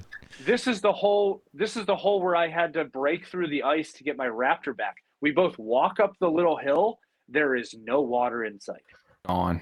There is no pond. It's almost like Global some warming, weird maybe, but I don't know how that works because this was like a pond. This wasn't just like a water overflow. This was a pond. There was still like You know that grass that grows only in water? It's like that weird, like We material call that grass. we call that That's still there. SAVs, brother. Subaquatic vegetation. There Sure. you go. Biology So degree. we have salves, we have cattails, we have everything. No water in sight. I was furious. Do you have that raptor? Yeah. Okay. Someone else go while I grab it. I'll Tyler, go real quick because I good? just have a couple tails. I don't play enough tournaments, I don't think, to get like the super weirdos on my tournament cards. So I just had a couple of random things come to mind thinking about this. The first one, as I've talked about before, That color will get me too. Why does It's a that look Z brand one, new? too. I was saying, why is this just fresh out of the It's not shop? brand. It's not brand new, Bro, that You just came in can't the mail see it. It yesterday. is- It's he literally It doesn't ordered a new crash. Raptor. He ordered a It's new pizza Raptor crap. yesterday. It was in my backpack for like. Let me see if 5 you can years, see maybe? this. Something like that. I've I It's was thrown throwing gonna this, be for the a exact while. same I've disc. done this 2 rounds and I've got all this mark on it on this guy. Dang, brother. Dude, you just can't see it, you It's jerks. literally brand Yeah, new. yeah, dude. Hey, Taylor was telling a story. Let's get back Let's to get that. back to Taylor's story. My bad. Oh, it is all good. They're not important. I used to travel full time for work, and I wasn't super into disc golf at the point. So sometimes I would bring discs, and if I was places that had like courses around, I would go. But I was in Bozeman, Montana for a week, which if you don't know is very beautiful, very touristy kind of hiking area. So I was like, I should play a disc golf course here. I bet it would be sick. So it's like, I don't have any discs. They had a Play It Again Sports, so I drove over to this Play It Again Sports, looked around, got a used Star Rock, I think is what I ended up having. I get to this 18-hole course and I lose it on hole 8.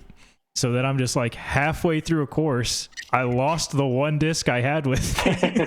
So it's just I guess I'm gonna leave. That's actually really sad. No, That but is yeah, it so sucked. I watched it go into just some tall grass and it was just never to be seen again. I probably looked for half an hour and then it was because I was committed at that point. It's it's my one disc, you know. Yeah. And the worst sad- part is I feel like hole 1 is a sad place to lose a disc. Right off the rip, you lose it. But at least you're hole 1, so you can just Yeah. go back. Right, to the you car. just leave. Yeah, I was halfway, basically you were almost deep. the farthest point you could be from the parking lot. And it's a rock. I didn't throw it that far. I watched it very specifically land. It's And you were probably oh, I'll find that. yeah, it's I knew it's that's not a good spot, but surely it'll be fine. The thought was not even in my brain that thing was gone when I left. The only other rough one I've had is back in high school. I went over a weekend. I went and played we drove a couple hours away and let's go play around, get lunch, play another round, head home kind of thing.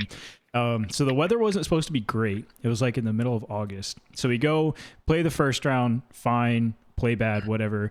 Come back, we get lunch and we're in the town we're going to play the second course. Downpour starts. It is torrentially raining. So we're this sucks, and we hang out at the restaurant for a little bit. We just grabbed, I think, McAllister's or something, just hung out for an extra half hour probably. Blows over, everything looks great, it's fine. What we didn't think about is we're gonna go play a heavily wooded disc golf course in August, and it just downpoured. So we felt like we were in the jungle. It was the most hot, humid experience I've ever felt. But on top of that, hole 3, I think the course is kind of all around a little creek kind of nature-y area. Hole 3, I throw my tee shot, get a kick towards this creek. I'm that sucks. I threw my disc in a creek. We get there. Not only did I throw my disc in a creek, I threw my disc on top of a dead, decaying beaver. Just maggots all over it, the most disgusting thing you've ever seen. How? So yeah, I did not come home with that disc, but that's the only other rough one I could think of. But yeah, that was wild. It was a wild day. So we got a What's rough the weirdest way you've lost a disc? I feel like I have one where it was really dumb way I lost it. What? I don't know. I would have to think. I feel like I've had one where I've lost it. Where it's the dumbest one I've ever had was literally one I did last tournament. Between rounds, I got a brand new cloud breaker, and I just wanted to test out its stability into a headwind. So I threw it with a tad bit of anheuser, and it just took it off into a tall grass field, but I was like, I'll go find that. And I searched for like 20 minutes mid round, or, mid between first round and second round, and just completely lost it. So maiden voyage, lost it. And I was like, I can't believe, and I've been looking forward to like bagging this Cloudbreaker. So that's probably the dumbest one I've ever lost. But I feel like there was another one where like I threw it and I was like, I'll go find it. And then I lost it, but I don't lose that many anymore. Doing field work before, I just threw it into an absolutely like terrible spot off the field in the woods and just could not find that thing. So that sucked. Yeah. I did lose a really nice D3 that was beat in doing a downhill field work, and I never could find it ever again. I didn't even throw it that far wide, and I just couldn't find it. That's another one I've lost too. Yeah. The green ones, man, I lose them. Yeah. I mean, depends on the season. Like you could lose orange in the middle of the fairway if it's fall. Yeah. That was always my least favorite back when I lived in a place that did have fall, like just the even slightly orange disc, and then like there's leaves everywhere and you just slide under there. I just used to tilt me so hard. Yeah. My worst disc golf experience I have talked about on the pod before, so I won't go in depth. But it was a couple tournaments ago. I played really well first round at a course that I thought I was going to do really well at, and I was in the mix. And then first hole, I ended up double bogeying, and then I came back and I did really well. And then this guy threw his shot OB left. And instead of throwing his shot and going to get his disc, he proceeded to spend 10 minutes to go find his disc. Lead card was behind us and was whistling at us to hurry up. And then he went and finally got his disc, and I had to go down and help him pull him up from the ditch. And then he threw his shot. He ended up parring the hole. And then I proceeded to yank my second shot OB left, and I went double bogey on that hole. And also he was putting with Mako threes and shot 6 under on that round, while I proceeded to go, I think, 9 over on the round. And that was like an 840 something rated round. And the first round I had like a 929 rated round. So, and also he like, every time he threw like a shot that wasn't that good, he would like be really mad, like kick his bag and all this stuff. He is what I would call was not socially aware of situations. And it felt like I had to babysit him a little bit, to like keep him like controlled a little bit, which it was super annoying, and I wasn't playing that well. And I was at a course I thought I was going to like possibly get my first MA1 win. And instead, like I played really bad the second round. I don't think I said this the last time I told the story, but on like the 14th hole I played, I was just walking up to like tap in my double bogey, and I tripped on like a little stub a little bit, and like, like I caught myself, but I tripped forward, and I turned around and I pointed and like cussed out the thing on the floor, or like the little stub. Like I freaked out, which I never do in a tournament. And I don't really like cuss that often. And I like cussed it out, and everyone on my card was like looking at me like really scared for a moment. They were like, because I had been pretty calm the whole time, and then I freaked out. And that was it for me, dude. I was cooked mentally. So that's probably like my worst, other than losing some discs that I like, or the story where I explained a couple weeks ago where I had a layup putt and it blew 40 feet and the other guy was waving his arms, telling it to keep rolling. That was probably another bad one too. So I've had a couple bad ones these last couple months. It's been a really great time of disc golf for me. I really enjoyed it. So, but nothing crazy. That's just we got a big trip coming, so you better turn it around.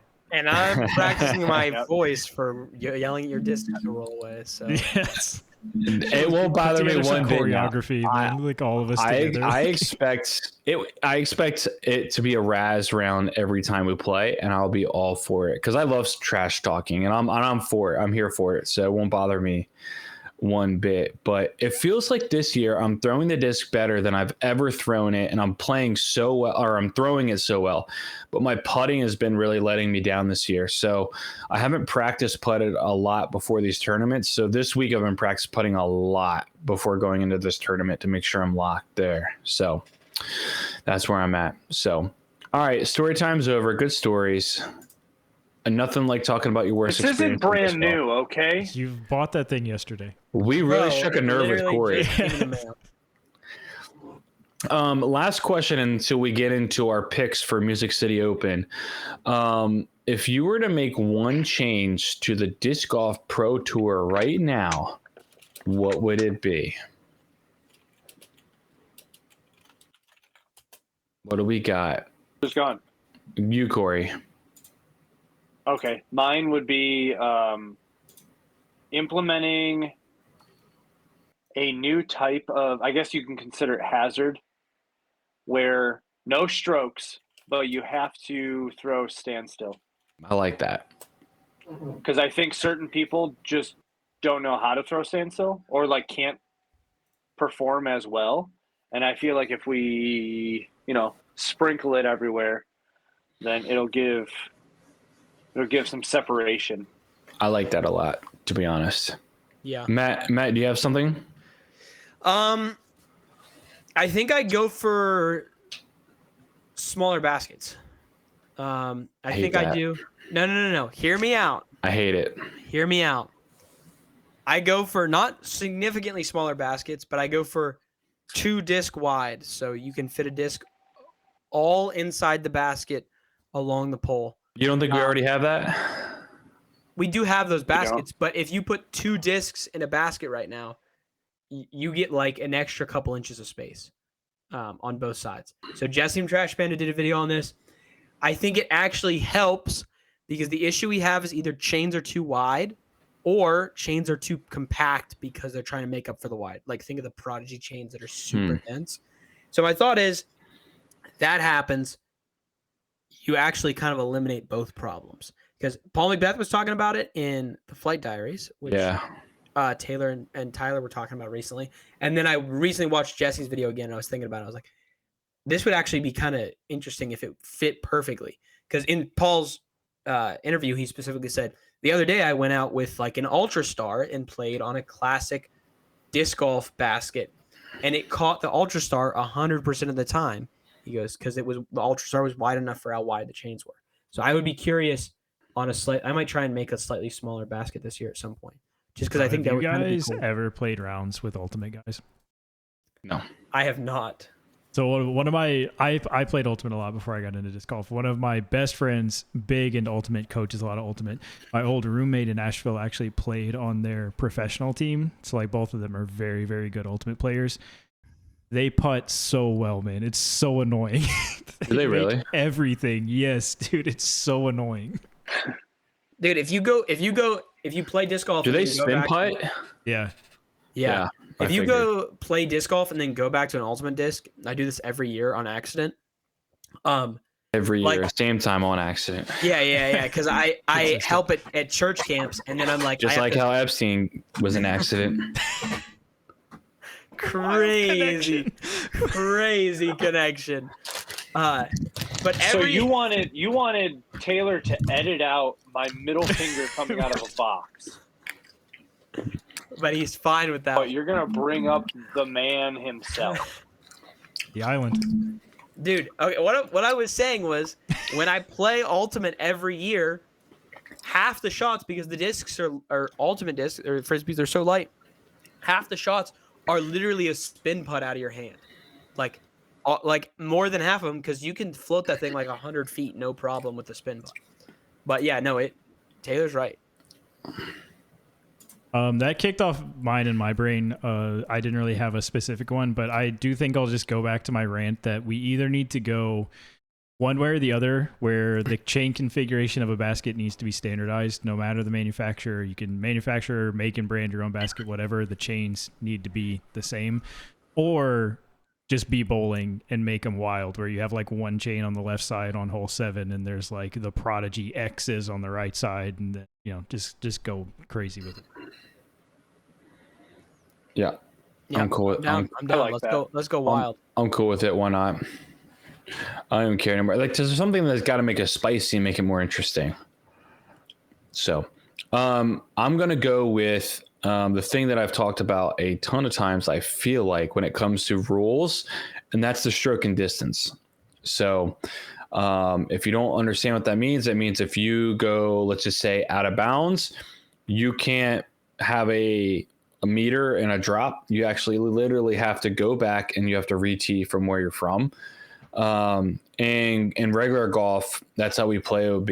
And when you know you have an OB line, it's the scariest thing ever to think about and have to hit when you know there's an OB where you have to literally come back and play your shot from the tee pad or from wherever you are again. So I want to have more of that in disc golf. How you do that strategically, I don't have an exact idea about that, but I think for some holes, it makes people play the hole a lot differently. So I know Corey's talked about a lot more Mandos, which I'm down for as well. But I think another thing you can do is also put more stroke and distance OB, and it makes people have to play the hole a lot more strategic, or at least you put it in their mind, like to like make them nervous a little bit. You know, some think people of iconic crumbling moments like hole 17 at Yeah. USDGC. People think of all the time. Look at what happened to Anthony Barela. Like all of that is created solely by stroke and distance OB. Yeah. I'm going to bring up what Scott just put in the chat. What do you guys think about standardized tee pads at MCO this weekend?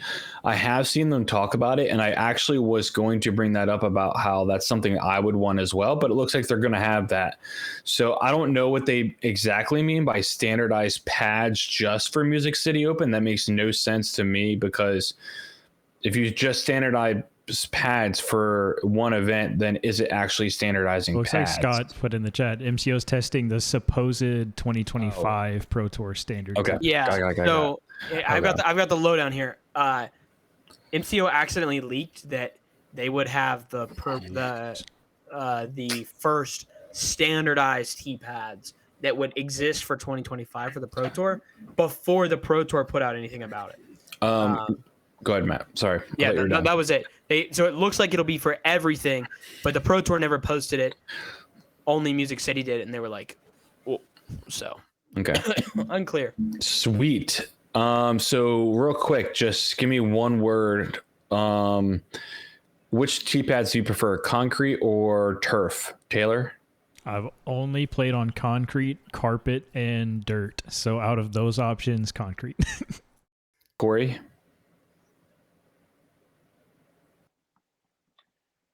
Off the top of my head, I want to say concrete, but I feel like we could do some kind of rubber matting that would still have grip if it's wet.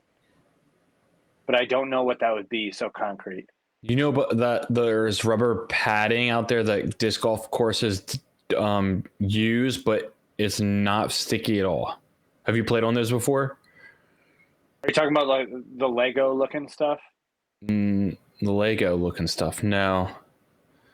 There's I'll send a picture there's some in the courses chat. in Maryland that it's like a hard rubber, but when it gets wet, it actually gets very slick because of like pollen and stuff like that gets on it. So anyway, Matt, turf or concrete? I want to say turf, but only because I've played on good turf tee pads. I haven't played on like terrible turf tee pads. So Really? Where I'm at, there's a lot of So concrete. you say and I play on turf. I say turf. I say concrete. Like I said, the worst turf tee pad might be better than the worst concrete tee pad, but I haven't experienced the worst turf tee pad, so I don't really have. I've played in sleet, snow, rain, terrible conditions. I've never slept on a concrete pad, and I've slept on a turf pad more times than I can count on one hand. Yeah, So. I mean, like I said, there's only one course in my area that has turf, and they're really well put together. So I played it in the snow, rain, it doesn't matter, and they hold up and they do their job. But I've slipped like I on said, a lot of they're concrete crappy. pads, but we also, our soil is sand here, and that is slick on concrete. Yeah. Yep. So anyways, just curious. Just wanted to throw that out there real quick. Corey, I just saw your picture. No, it does not look like that. That looks like it could actually be better than the ones I'm talking about. I'll try to find the picture and I'll send it to you when I'm talking your about. picture reminds me of somebody was just like, what if we take the bottom of a shoe and make that that's basically it. Looks like giant Lego blocks, but kind of strip. So yeah. All right. So to wrap up the episode tonight, we need to make some picks going into Music City Open. Now, we need to give a points update. So going into last week, Matt was at 1, I was at 5, Taylor was at 6, and Corey was at 9. But we said Matt needs to make a huge comeback this week, and boy, did Matt make a big comeback. So Matt got points for AB's win and Ezra's podium. So he's picked up 4 points, and now he's at 5. I picked up points for Calvin's podium, so now I'm at 6. Taylor picked up yet again another dark horse point for Jeremy Colling. Crazy. So he's at 7. And Corey laid a goose egg to let us all come back. Very nice of you, Corey. Thank you. Thanks, We appreciate it. You're and welcome. So now he's at 9. I do it for my fans. We know that. So Matt is within 4 of Corey. I'm within 3, and Taylor's within 2. So it's actually going to be pretty close. If Matt has another really good week, we could be bunched. So it's all going to be if Corey can not pick up points again, essentially. So order will go as the same that it's been the last few weeks. It'll be Matt, Tyler, Taylor, and Corey. Matt, who would you like to take first? I would be dumb as a box of rocks to not take AB off the bat. Even if I don't necessarily know what I think about him for this tournament, I have to pick him because the chance he's in the top 3 is just too high. Yeah. I would love to take Calvin, but I've already said Calvin is not going to get a win the rest of the season. So I'm going to go with the guy I've taken all season long, if he's been available to me, except for last week, and that's Gannon Burr. I'm going to take Gannon Burr. He finished in 3rd place in this event last year, so I got to take him this year. So Taylor, floor is yours. I'm gonna be the beneficiary of that, and I will take Calvin Heimberg. Yep. Now, if Calvin gets the win, I will not see you guys next week, and I'll be out. Corey, who you got? I'm feeling Simon Lizotte. Okay. All right. And I mean, he's just searching the list of players right now. Well, Simon won last year, and he's playing well. Yeah, I think it's a great take. Other than backs hurt, though. I am not the one to question Corey about anything anymore because he's got 9 points. Nobody should say anything about Corey's picks. Yeah. And I'm gonna go Cole Radalin. Oh gosh, he just picked the winner. Watch. I like that. Taylor, who you got? I'm gonna take Richard Wysocki. He has not done anything for me when I've picked him, so thank you for taking him off the board. So I didn't have to. Yeah, I was gonna say I was gonna start regretting stuff. I think I would love to take Matty O, but he just gets top 10s. He doesn't get podiums, so we need podiums and we need wins. Oh man. I'm going to feel encouraged, and I'm going to take Isaac Robinson again. I took him last week. I was feeling it, and I'm feeling it again this week. I actually think he could win this week. So I think last week was encouraging for him. Hopefully he didn't get too mad and blow up this week. So go ahead, Matt. Who do you got? I'm going to take... Sorry, I've been double checking some other things. I might have skipped someone else got. That would definitely be the first time that somebody's picked. No one's ever done that. That player that's right? already been picked. I'm probably going to do it after you. Okay. Where is my... Sorry. I've got my list here that is messed up. Okay, I think I'm going to take... Did someone already take Ezra? No. I'm going to take Ezra again. He did me right. Which one? Aderhold. Aderhold. I'll take Aderhold. Ezra Robinson did me dirty for the first 3 weeks of the season. So When you said that, I was thinking the other Ezra. I didn't think it. Me too. Aderhold, but it's a good pick. Either one. So who do you want for your third pick, Matt? Oh, I forgot I have to do the third pick. Back to back. I'm cooked. I would just love to take Take Gimpy. James Proctor ever, but I can't because little bro's gonna. Yeah, he's kind of had the fall off, man. What happened to my boy? I mean, he made 12th at Jonesboro this weekend, but I don't think he's motivated. yeah. Let me take.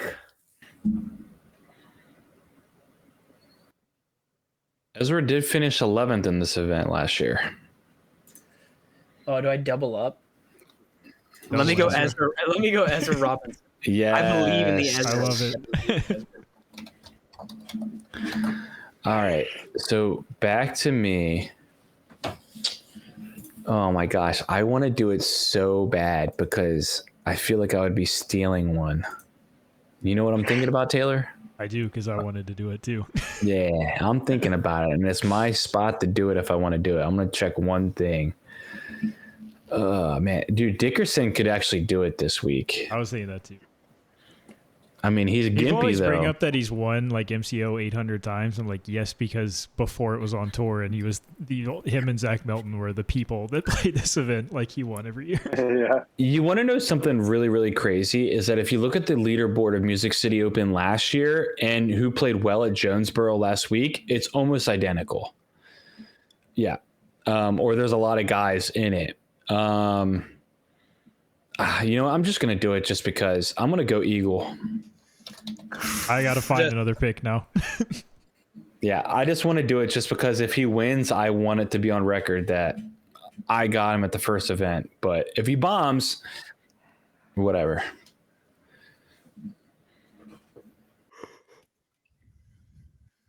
Is Proctor playing in this event? Well, he played well there last year. He got 12th, and he just finished 9th this past week. 6th. He got 6th. Oh, I'm sorry. I'm completely lying. He got 6th last year, and I think he got 12th this past weekend.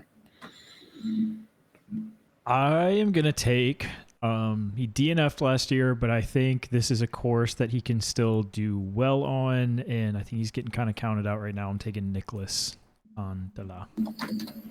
Yeah, we forgot about him, didn't we? Did forget about him. Does he spell it with 2 T's? I think so. All right, Corey, last pick, and you get first dark horse dibs. He's been searching. Corey's been cooking, dude. Don't let him fool you. It's just I've been thinking. Darren Gossage. I Wait, think it's Aaron Gossage. Could it be? Oh my goodness. Could it be? It's gonna be Aaron Gossage. Is it really? Yeah. And my dark horse is gonna be Casey White. Dude, I thought about taking Casey. Going with the Casey again. So we got Goose again. I'm going to give him another shot. And then we got the Casey White. Yeah, I'll DM Goose to make sure that he's playing good. Get him fired up. Like, give him a death threat or something. Well, I don't know if that I don't fires need him to do up that. necessarily, but you could try. Yeah, I mean, it's just a nice one. Be like, hey, listen, if you don't win, like, something might happen to you. Like, you don't have to tell him the extent. you know, just don't what? Something. All right. Taylor, who you got as your dark horse? This is a big pick for Taylor. I know. I feel the pressure mounts every week, man. Do you have I 4 out of really- 5? Have you gotten 4 out of 5? I tried to throw it away with Jerem too, and he just he did well for me. There is a guy last week that led the field in C1 and C2 in regulation and just could not putt. That is also dark horse eligible, and that is Silas Schultz. Oh, wow. I picked him last week. And fairway hits too, right? I think so. He played well. He putted not well last week. Yeah, that's why I picked him last week. And then when I saw his putting, I was like, bro, you totally let me down. We'll see. He's got a lot of pressure on that pick right there. So Yeah, we'll see what I think happens. Silas Schultz like consistent issue is just his putting, pretty much. This always. guy, nobody's taken this guy this year yet so far. And I think he would have gotten the dark horse if I had picked him. And I thought about it last week. I'm going to do it this week. I'm going to take Jake Hebenheimer. Let's see if he lets me down. He is playing the event, right? Is anyone? Can someone double check that for me? So are we obligated to? He is playing, yes. Okay, cool. I figured, but Just sneaks outside the top 40 too. yeah, So not and he's bad. been that I way was double for a checking too while. that Ben Calloway was 29. I feel like there's like that group in there that I probably would never pick to podium, but also is not dark horse. Jake, oh my gosh, I ruined the font. What the heck? I just went for a paste from the. Oh my gosh, can I undo that?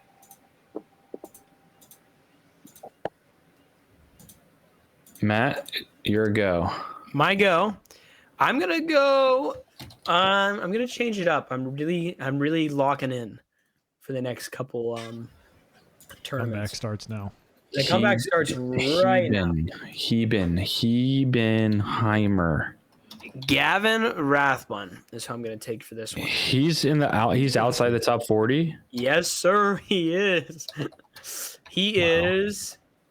Where's he at? I just saw him. He's low, I think. He is Wait, 45. 45. I lied. I Up 7 scrolled- spots. He's zooming. He's zooming his way up. He's working his way up. All right. I just want to throw out some honorable mentions for Dark Horse, in my opinion. Jesse Niemanen has been playing really, really well. And yeah, that's about it, actually.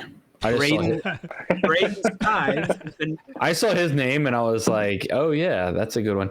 Garrett Gerthy, you could have picked him in 40th this week if you wanted to. He dropped one spot, and Yuli, you can't take him anymore. But I was saying Braden Sides was also streaky. He has like one good round of tournament, and it's really good. And then he has a couple bad rounds of tournament. But So Matt is riding on the coattails of AB and Ezra Aderhold, and now he's gone back to Ezra Robinson and Gavin Rathbun. I've got Gannon, Isaac, Eagle, and Jake Hebenheimer. Taylor's got Calvin, Ricky, Nicholas, and Silas Schultz. And Corey's got Simon, Cole, and Goose, and Casey White.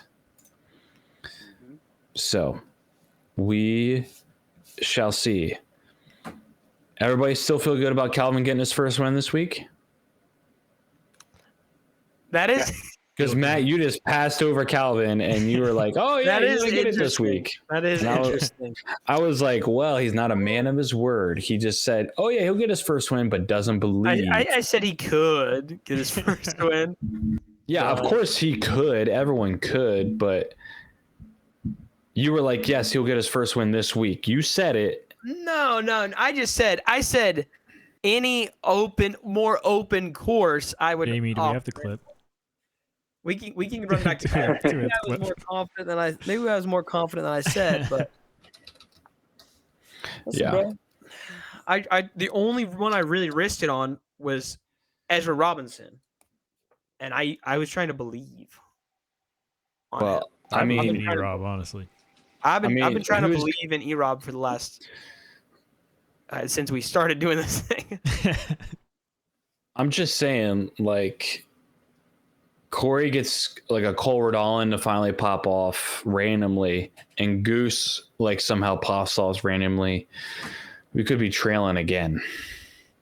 Yeah, that is. I don't know. It's been interesting. It's been AB, Gannon, and Nicholas all season long, and not a single person holds two of those people on their team. So we'll have to see if Corey actually sneaks one with Simon, Cole, or Goose. That'd be awesome. Or Casey White. Won't leave him out. So, well, this has been a fun episode. We appreciate you guys so much for watching. Hey, no technical issues this week. That's Good right. job. Let's Good job, go. everybody. Jamie killed it. You did. Yeah, so if you're watching here or if you're watching somewhere else, like in another country, thank you so much for watching, because we do have some of those listeners. So we need to give a shout out to you guys if you're listening outside of the United States. But Just real quick before we wrap it up, what's your excitement level on a scale of 1 to 10 to watch Music City Open? Corey? Say that again. Excitement level on a scale of 1 to 10 for Music City Open. How are we feeling? Like a 4. Love it. Taylor? I'm gonna say 8, but I'm biased. I used to live in Nashville. So. Matt? A 5. I'm excited to watch, but I'm not like. Yeah, I'm a 6. I'm excited to see I'm more excited about who wins than actually about the course and watching, because it's been a 3-horse race the entire season, it feels like. And is someone else going to steal the show before we go into Champions Cup? Isaac Robinson or Ezra Robinson. We'll see. So thank you guys so much for watching. Love y'all. And we'll see you guys in the next one. Peace. Bye, guys. Peace.